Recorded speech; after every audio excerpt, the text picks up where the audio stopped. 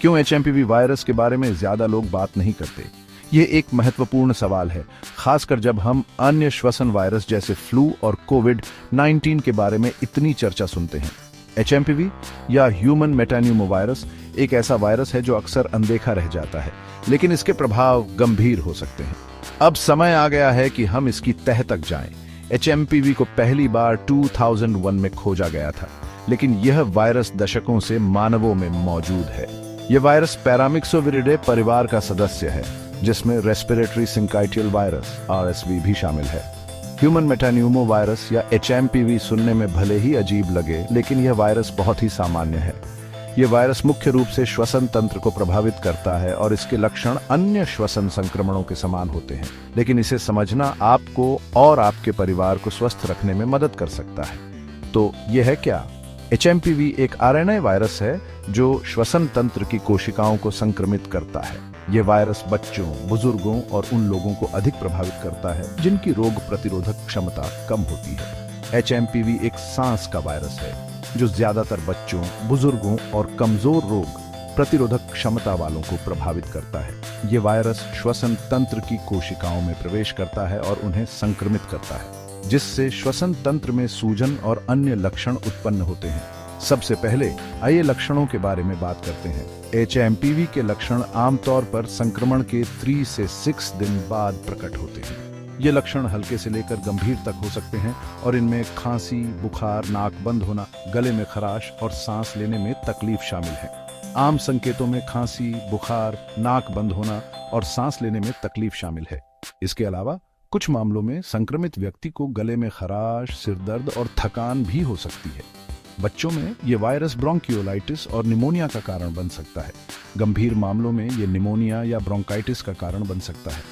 बुजुर्गों और कमजोर प्रतिरक्षा प्रणाली वाले लोगों में एचएमपीवी संक्रमण अधिक गंभीर हो सकता है और अस्पताल में भर्ती होने की आवश्यकता हो सकती है। अगर आपको ये लक्षण दिखाई देते हैं तो तुरंत डॉक्टर से सलाह लेना जरूरी है। समय पर चिकित्सा परामर्श से संक्रमण की गंभीरता को कम किया जा सकता है और उचित उपचार प्राप्त किया जा सकता है। इसकी पहचान आप घर पर नहीं कर सकते। एचएमपीवी के लक्षण अन्य श्वसन संक्रमणों के समान होते हैं, इसलिए सटीक निदान के लिए चिकित्सा परीक्षण आवश्यक है। डॉक्टर आमतौर पर एचएमपीवी की पुष्टि के लिए पीसीआर या एंटीजन डिटेक्शन जैसे परीक्षण करते हैं। ये परीक्षण वायरस के आरएनए या प्रोटीन की पहचान करते हैं और सटीक निदान प्रदान करते हैं। इसलिए अगर आप अस्वस्थ महसूस कर रहे हैं तो किसी स्वास्थ्य सेवा पेशेवर से मिलें। रोकथाम ही बचाव है। एचएमपीवी संक्रमण से बचने के लिए कुछ सरल कदम उठाए जा सकते हैं। अच्छी स्वच्छता बहुत काम आती है। अपने हाथों को नियमित रूप से साबुन और पानी से धोएं, खासकर खाने से पहले और बाथरूम का उपयोग करने के बाद। अपने हाथों को नियमित रूप से धोएं, बीमार व्यक्तियों के सीधे संपर्क से बचें और सतहों को अक्सर कीटाणु रहित करें। इसके अलावा अपने चेहरे को छूने से बचें, खासकर आंखों, नाक और मुंह को।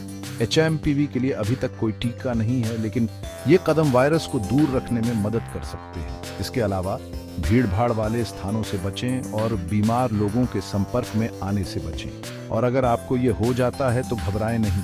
अधिकांश मामलों में एचएमपीवी संक्रमण हल्का होता है और घर पर ही ठीक हो सकता है। इलाज आमतौर पर सहायक होता है। आराम, तरल पदार्थ और लक्षणों को प्रबंधित करने के लिए दवाइयाँ, बुखार और दर्द के लिए पैरासिटामोल या इबुप्रोफेन जैसी दवाइयाँ ली जा सकती हैं।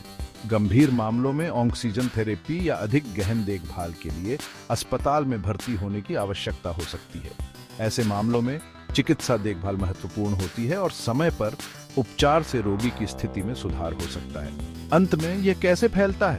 एचएमपीवी एक अत्यधिक संक्रामक वायरस है जो संक्रमित व्यक्ति के खांसने या छींकने पर बूंदों के माध्यम से फैलता है। कई श्वसन वायरस की तरह एचएमपीवी एक संक्रमित व्यक्ति के खांसने या छींकने पर बूंदों के माध्यम से फैलता है। ये बूंदें हवा में फैलती हैं और सतहों पर गिरती हैं, जहां से वे अन्य लोगों को संक्रमित कर सकती हैं। तो अपना मुंह ढकें और उस सैनिटाइजर को साथ रखें। इसके अलावा मास्क पहनना और सामाजिक दूरी बनाए रखना भी संक्रमण के प्रसार को रोकने में मदद कर सकता है। जागरूक रहें, सुरक्षित रहें और एचएमपीवी को नियंत्रण में रखें। यह महत्वपूर्ण है कि हम सभी इस वायरस के बारे में जागरूक रहें और इसके प्रसार को रोकने के लिए आवश्यक कदम उठाएं। स्वस्थ रहें और सुरक्षित रहें।